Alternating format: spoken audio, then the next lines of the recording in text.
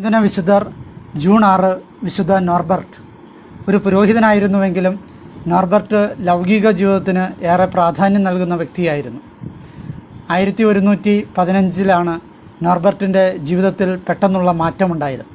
ഒരു ദിവസം നോർബർട്ട് കുതിരപ്പുറത്ത് യാത്ര ചെയ്തുകൊണ്ടിരിക്കെ ഒരു ഇടിമുഴക്കമുണ്ടാവുകയും വിശുദ്ധൻ്റെ തൊട്ടുമുമ്പിലായി അതിശക്തമായ മിന്നൽ വെളിച്ചം പതിക്കുകയും ചെയ്തു.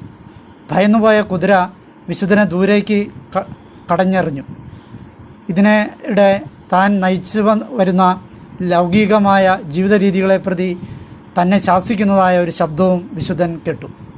വിശുദ്ധ പൗലോസിന് സംഭവിച്ചതുപോലെ തന്നെ ഈ അത്ഭുതം വിശുദ്ധ നോർബർട്ടിൽ ഒരു സമൂലമായ മാറ്റത്തിന് കാരണമായി.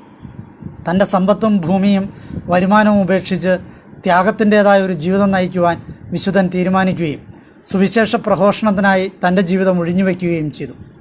1120 വിശുദ്ധൻ പ്രിമോൺസ്ട്രാറ്റൻഷ്യൻസ് എന്ന സന്യാസ സഭയ്ക്ക് സ്ഥാപനം നൽകി. പ്രിമോൺട്രിയയിലായിരുന്നു അവരുടെ ആദ്യത്തെ ആശ്രമം. വിശുദ്ധ അഗസ്റ്റിൻ്റെ സന്യാസ നിയമങ്ങളായിരുന്നു ഈ സഭയും പിന്തുടർന്നിരുന്നത്.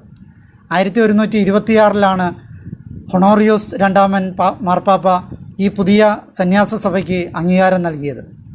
1125 മഗ്ദേബർഗിലെ മെത്രാപ്പോലീത്തയായി വിശുദ്ധനെ നാമനിർദ്ദേശം ചെയ്യപ്പെട്ടു. 1126 ജൂലൈ 13 വിശുദ്ധൻ മഗ്ദേബർഗ് നഗരത്തിൽ പ്രവേശിച്ചു. വളരെ ലളിതമായ വസ്ത്രം ധരിച്ച് നഗ്നപാതനായി എത്തിയ മെത്രാനെ കണ്ടിട്ട് മെത്രാപ്പോലീത്തയുടെ വസതിയിലെ കാവൽക്കാരന് ആളെ മനസ്സിലാക്കുവാൻ കഴിഞ്ഞില്ല. അതിനാൽ അയാൾ വിശുദ്ധനെ അകത്തേക്ക് പ്രവേശിപ്പിച്ചില്ല.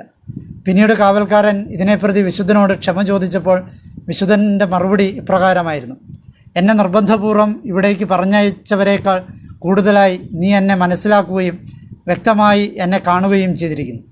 ദരിദ്രനും നിസ്സാരനുമായ മനുഷ്യനാണ് ഞാൻ. ഈ സ്ഥലത്ത് ഞാൻ ഒട്ടും തന്നെ യോജിച്ചവനല്ല.